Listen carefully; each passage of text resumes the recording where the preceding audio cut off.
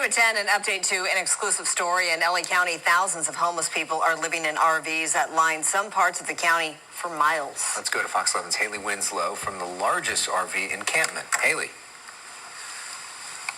Yes, this encampment's been here for about 3 years, and a year and a half ago, they wrote a plan to clean it up. They voted on it back in September, and if you remember back in February, we took you inside the encampment to show you what it's like with people living there, hundreds and thousands, actually, 3,500 people living there.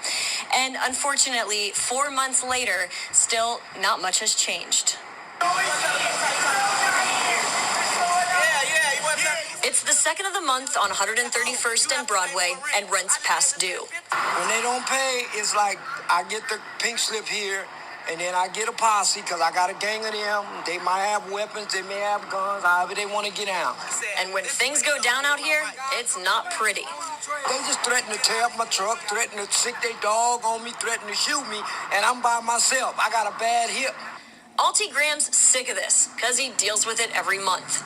I don't want these trailers. I do this to help people. I'm a recovering addict. I've been sober 16 years, thank God. Graham's got 4 of these RVs in the ever-growing homeless encampment of 500-plus campers in 6 square miles. I buy them from the auction. See, I'm not trying to keep them in there forever, so I give them the trailers to live in, and then they start trying to take them from me. Formerly homeless, he says this is his way of giving back, as long as you pay your $500 rent. I told him, if you pay me $1,500 cash, you can have a pink slip to the trailer, it's yours. If you live in the trailer for a month, it's $500 a month. If you go look in that big trailer, it's got 2 beds in there with 14 of them in one trailer and 4 kids. Then after I gave them that trailer, their mama came. She was all living in there with them. I said, y'all, it's too many of y'all. One of the 14 is Mariah Hardy, who invited us in to see how they all fit.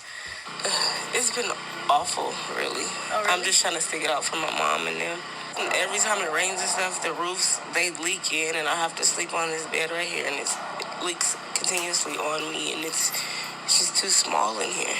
To keep someone from stealing it, a small motorbike commands most of the floor space, in between the 2 beds that 14 people share, with an extension cord strategically held up by this pink teddy bear's toes. The kitchen consists of a microwave underneath a bong, kids' toys, hot sauce, and garlic salt. In order for us to make any food and stuff, we have to unplug everything, like the TV and the phones and stuff, and plug it in. What's it like at night? It's just... you have to just watch all your stuff because they come past. They stole the kids' bikes and their scooters and stuff from outside. We had them locked up. They cut the locks off, and somebody robbed the dispensary, and stuff is burning down over here. I told my mom, like, no, we have to go. It's gotta be scary with little kids here. Yeah, very. The kids don't even come outside at night. They have to stay in the house. We have to keep them in the house. So you think this is better than living in a homeless shelter? No. You'd rather live in the shelter? Yes. Why don't you? Because I'm on medication and they don't qualify me. What's the worst stuff you've experienced living here? People trying to get in. Like the door, it doesn't lock. So they're able to open the door and just come in when they want to. Thieves, druggies, bad guys who come in for whatever they want. Inside this largest concentration of homeless RVs in mostly unincorporated LA County, the problems only continue to grow. This fire, one of 4 just this week.